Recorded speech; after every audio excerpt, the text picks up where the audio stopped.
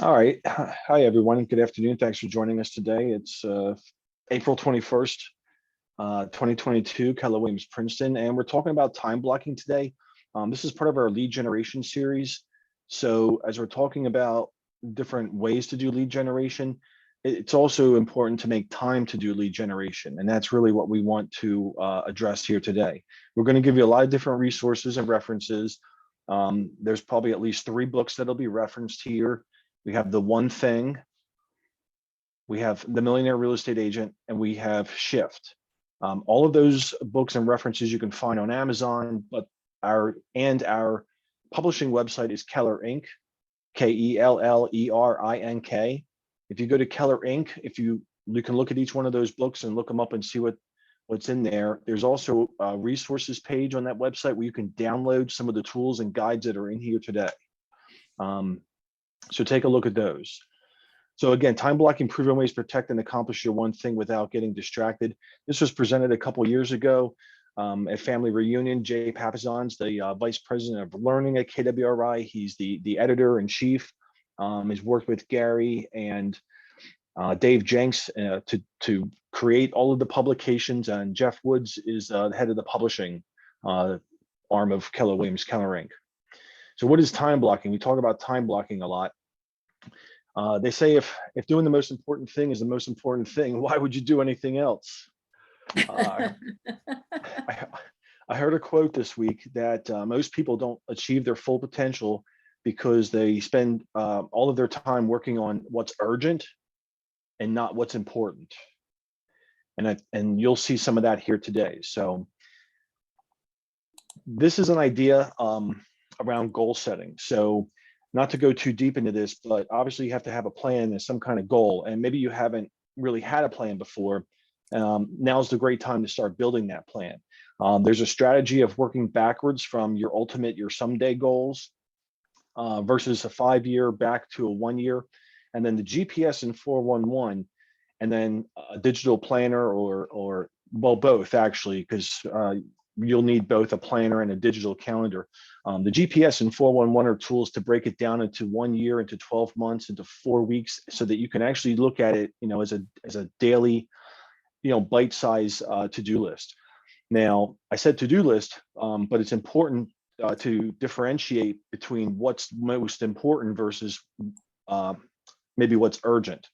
So what's important is your top 20%, the 20% of the activities that's going to generate the bulk of your results, the 80% of your results. And for us and for most businesses, it's lead generation.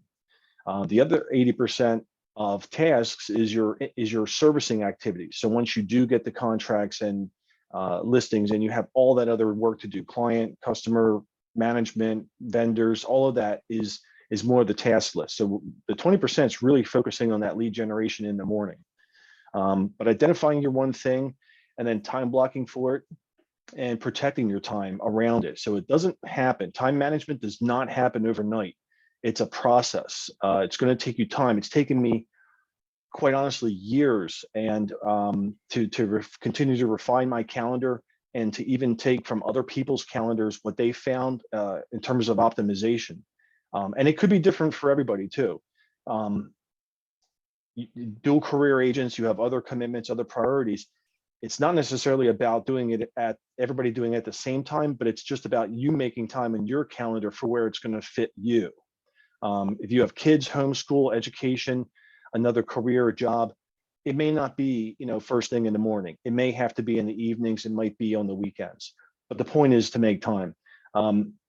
We also say work backwards with the end in mind. So plan your vacation time first. That's the first thing I do, actually. Let me see.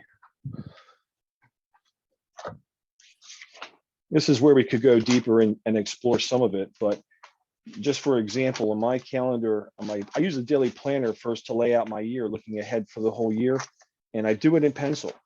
I do it in pencil because it's kind of messy, and I have to erase it and do it again. But take the time to plan out your whole year. Get all those appointments, anniversaries, birthdays, all the important events on your calendar first. The next thing is to block that time for that one thing. Again, for us, the purposes here, it's lead generation. And you also have to make time to plan and reset A lot of people will take that time maybe on the Sunday evening. But whenever you have time, you have to make time for that as well. So you actually have to plan your time as well. There's an old saying, if you don't tell your time where to go, you'll wonder where it went. Good point. Brief history of time.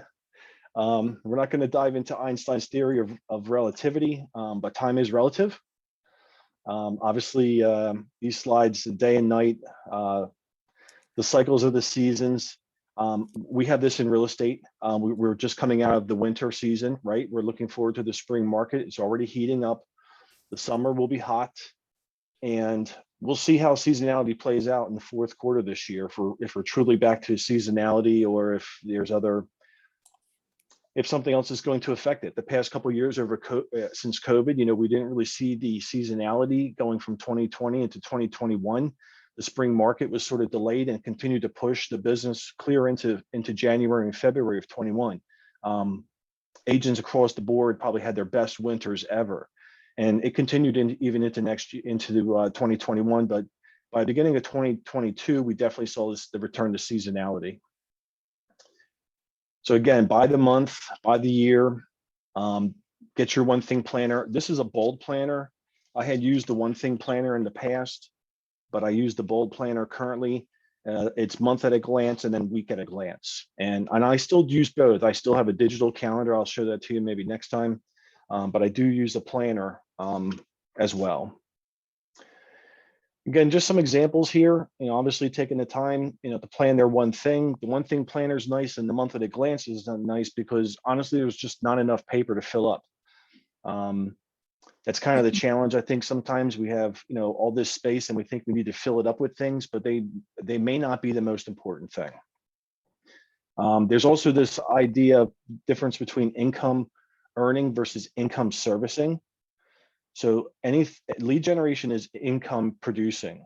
It's going to generate that next opportunity for you. Once you have the contract, the listing, now it's falling into the servicing phase. So it's important to differentiate that, to know what is income producing activity versus income servicing. Any thoughts on that, Lori?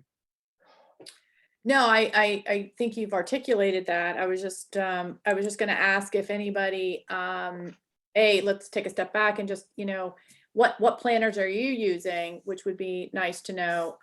Many of us do a combination of digital, Google Calendar, with an hourly, with a daily/hourly presentation to ourselves, and we put everything in there. And some of us like to do pen to paper. Some of us might know that there's this, Frank mentioned the bold planner. There's also Stephen Covey had, a planner focusing on the most important things, etc. Love to know what anybody on the call thinks. Yeah, so we definitely use the calendar for work, the Google Calendar for work, because it has a lot of our links. So I remember years ago not using a calendar. I don't even know how I did that. I still double book sometimes because you have to be careful, right? If you forget to write something down. And then I do have a 5-year planner that I write down a lot of birthdays and what Frank was talking about, anniversaries, vacation. I try to go through it and identify birthdays at the beginning of the month, for instance, and make sure I have all my cards ready, etc. Nice. Thanks, Petra. Okay. Thanks, Frank. Thanks for the input. Just on the screen here, you see that in this calendar, they're making time for family. Yes. So they actually have family daytime or family daytime available. I know the weekends can be busy. I know certain agents that will take off a day of the week, maybe Wednesday is their day off for family. And again, it could depend on you and the kid's schedule and things like that, but definitely make time to recharge those batteries and what's most important in life, right? Besides family and friends.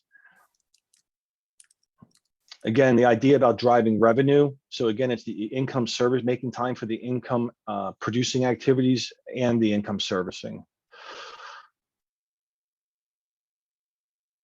A couple other slides in here just showing what the one thing planner looks like. Again, there's a space on here for personal and professional.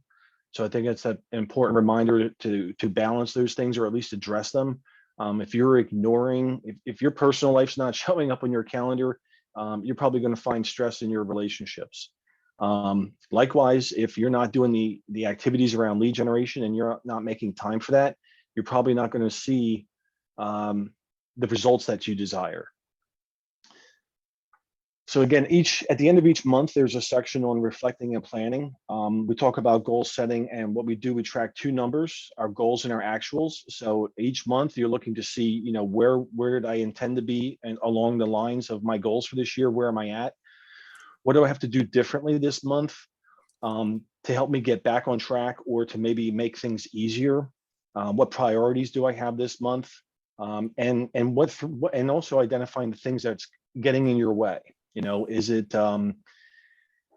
something that is it some additional work that maybe you could outsource to a vendor? We have different vendors, ancillary services in the market center.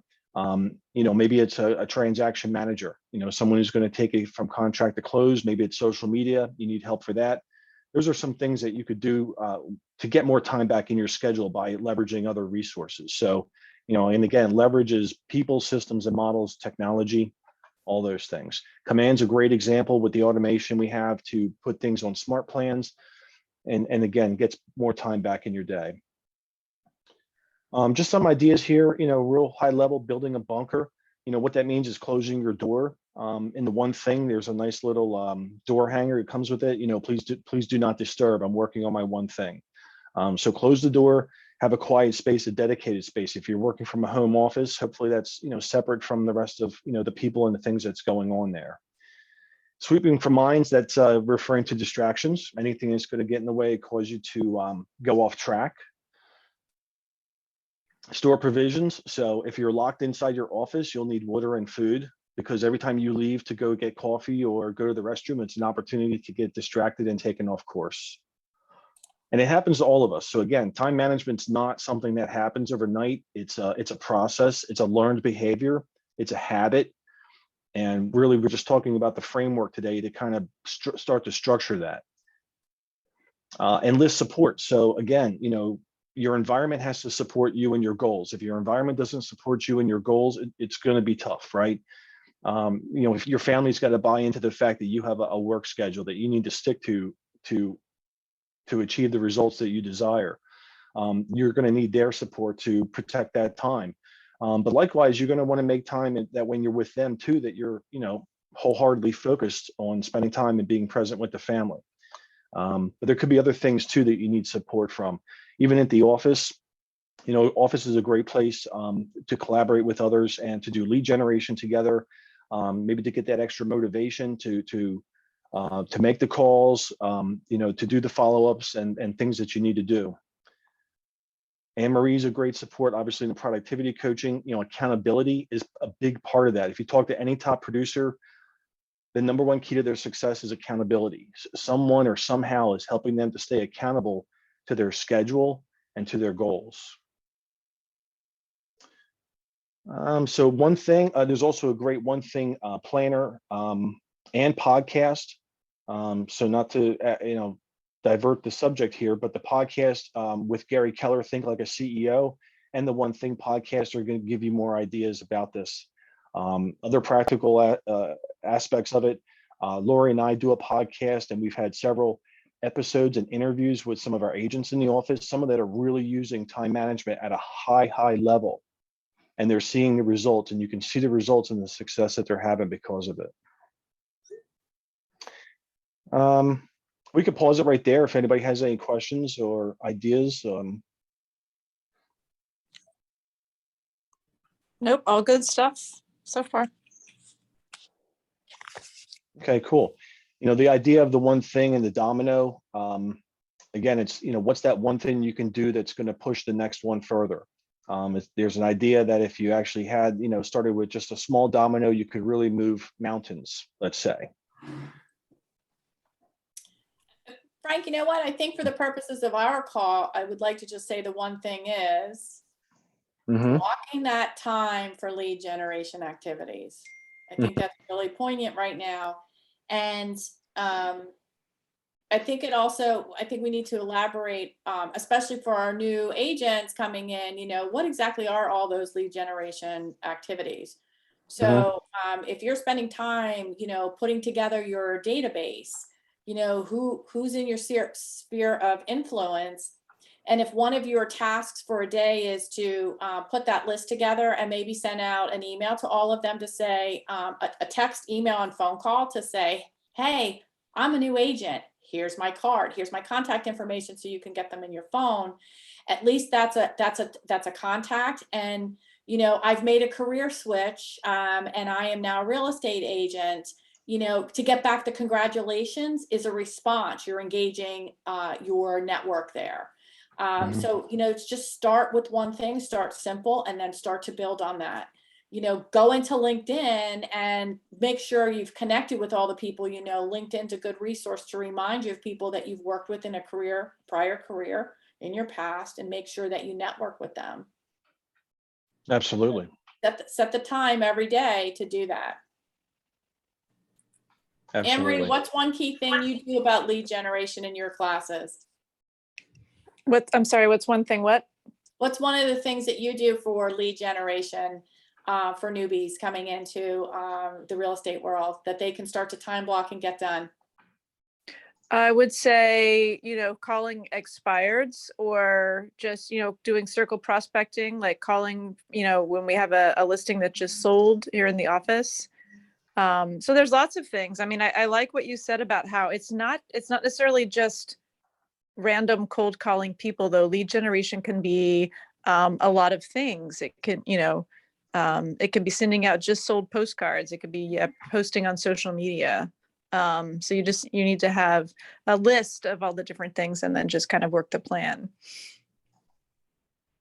Yeah, Laura, you did ask me about, the different aspects of lead generation. It's taken from MREA. You kind of have a breakdown here of prospecting versus marketing. So prospecting is direct. You're approaching them. You're going out to them. Marketing, you're advertising and attracting people to you. So telemarketing is one. And, honestly, if you're not calling your database, somebody else is.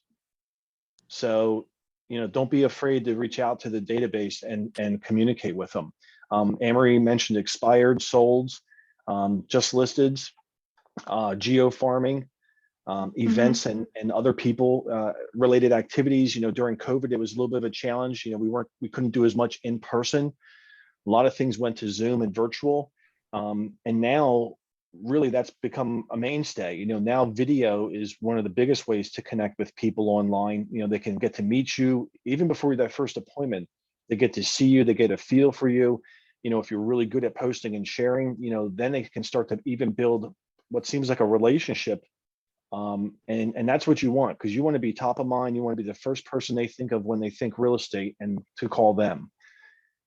There's a lot of different types of marketing. Lori and I talked about it a couple on our recent podcast.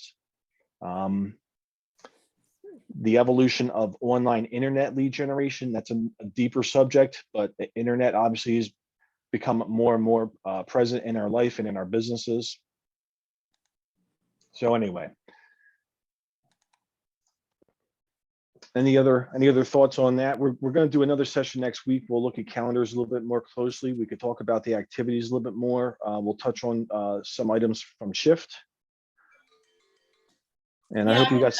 Question. Oh, go ahead, please. What one company or that you guys use to send out the just listed or just the postcard? So there's obviously a number of different ways you could do that. There is direct mail capabilities within Command. So you can actually design it and push it out that way. They have agreements with national vendors that will print and mail those things for you. You'll always have to pay for the stamp. We also have our partnership with Keller Title Foundation. Well, that's the JV with Foundation Title. Foundation Title has their own design and marketing department. We have access to them. And they will do the postcards for us. So they'll do a design layout for you, send it to you for approval. You tell them where you want the postcards mailed. You may have to give them the list or tell them the list that you want. and they'll actually do all the printing and mailing for you. Again, you'll pay for the price of the stamp and the postcard, but the design labor and that part of it is complimentary or built in, let's say. Couple different options there. You can, if you're creative in designs, you can go out and do your own as well. And there's plenty of approved vendors out there to choose from as well, as far as shopping around, maybe for pricing and style, or something like that. Okay, thank you. Yeah, absolutely. Epiphany, any thoughts around getting organized for real estate? Put the poor girl on the hot seat. I know, right? Yeah. She just came over from Profit Share, so she was warmed up. I did. I'm getting all my knowledge in today. I feel like with Anne-Marie sending me all these lead shares, and I just feel like I'm overwhelmed with everything. So I don't know. I don't have any questions right now, but I'm sure as I like get further into doing it hands-on, I'm sure I'll have more questions. Okay, cool. Well, we'll look more at the planners and the digital calendars next time. Thanks for being here. And thanks, Frank, for walking through this. This was a good topic and well Sure deserved. thing. Yeah. Yeah. Thank you. Thanks, everyone. You're Thank- welcome. Thank